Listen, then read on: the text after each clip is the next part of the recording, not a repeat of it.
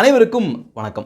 நேற்று நம்ம தமிழக முதலமைச்சர் திரு ஜோசப் விஜய் அவர்கள் சட்டமன்றத்தை ஒரு தனி தீர்மானத்தை கொண்டு வந்தார். என்ன அப்படின்னு பார்த்தீங்கன்னா, தமிழகத்தில் எந்த நிகழ்ச்சி அமைச்சர்கள் கலந்து கொள்கின்ற இல்லை அரசாங்க நிகழ்ச்சிகள் எதுவாக இருந்தாலும் தமிழ்தாய் வாழ்த்தை தான் என்ன பண்ணணும், முதல்ல பாடணும் அப்படின்னு ஒரு தனி தீர்மானத்தை கொண்டு வந்தார். இந்த தீர்மானம் எதற்காக கொண்டு வரப்பட்டது? மத்திய அரசாங்கம் ஒரு உத்தரவு போட்டாங்க, நாடு முழுவதும் வந்தே மாதர பாடலை கட்டாயம் பாட வேண்டும். வந்தே மாதர பாடலை அவமானப்படுத்தினாலோ உதாசீனப்படுத்தினாலோ அவங்களுக்கு சட்ட ரீதியாக தண்டனை கிடைக்கும் அப்படின்னு மத்திய அரசாங்கம் ஒரு உத்தரவு போட்டோன்னே தமிழகத்தில் இருக்கிற எல்லா அல்ற சில்லற பயிர்களும் கொதிச்சாங்க. ஐயோ, தாய்மொழி தமிழ், ஐயோ தமிழ்நாட்டில் தமிழ்தாய் வாழ்த்து பாடலானா என்ன ஆவறது? டேய், மத்திய அரசாங்கம் தமிழ்தாய் வாழ்த்து பாடக்கூடாதுன்னு சொல்லவே இல்லடான்னு சொன்னா கூட என்னமா தமிழ் மொழிக்கு இவங்க தான் பேட்டன் ரைட் வாங்கி வச்சிருக்க மாதிரி ஐயோ வானத்துக்கும் கீழையும் அப்படியே பயங்கரமாக குதிச்சுட்டு இருந்தாங்க. ஆனால் இன்னைக்கு என்ன தெரியுமா நடந்திருக்கு?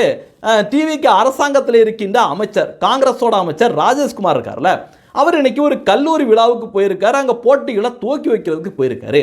அங்கே பார்த்தீங்கன்னா முதல்ல தமிழ்தாய் வாழ்த்து பாடலைங்க. முதல்ல என்ன தெரியுமா பாடினாங்க, கிறிஸ்தவ பாடலை பாடிட்டு அப்புறமா எப்பா எங்கெல்லாம் வந்தால் கிறிஸ்தவ பாடல் தான், அப்புறம் தான் தமிழ்தாய் வாழ்த்து அப்படிங்கிற மாதிரி அங்கே வந்து பாடலை பாடியிருக்காங்க. எனக்கு என்ன சந்தேகம் அப்படின்னா, இதை கேள்விப்பட்டா திருமாவளவன் சார் இருக்கார்ல, அவரெல்லாம் வந்து இருப்பாரா இல்லை தூக்கில் தொங்குற போராட்டத்தை நடத்துவாரா? வன்னியெல்லாம் எங்கே உருண்டு பரண்டு என்ன பண்ண போறாப்ல அப்படின்னு தெரியல.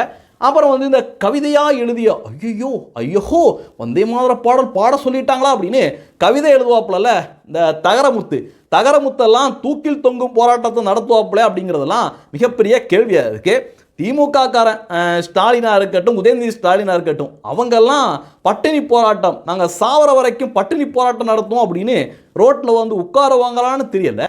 ஏன்னா வந்தே மாதரம் நம்முடைய தேசத்துக்கான பாடல், தேச விடுதலை உணர்வை தட்டி எழுப்பிய பாடல். அந்த பாடலை பாடணும் அப்படின்னு சொன்னோன்னா எல்லா வயலும் வரிசையாக வந்துட்டாங்க. ஐயோ தமிழ்தாய் வாழ்த்தை வந்து 2வது பாடினா பிரச்சனை, 3வது பாடினா பிரச்சனை அப்படின்னு பயங்கரமாக ஒப்பாரி வச்சாங்க.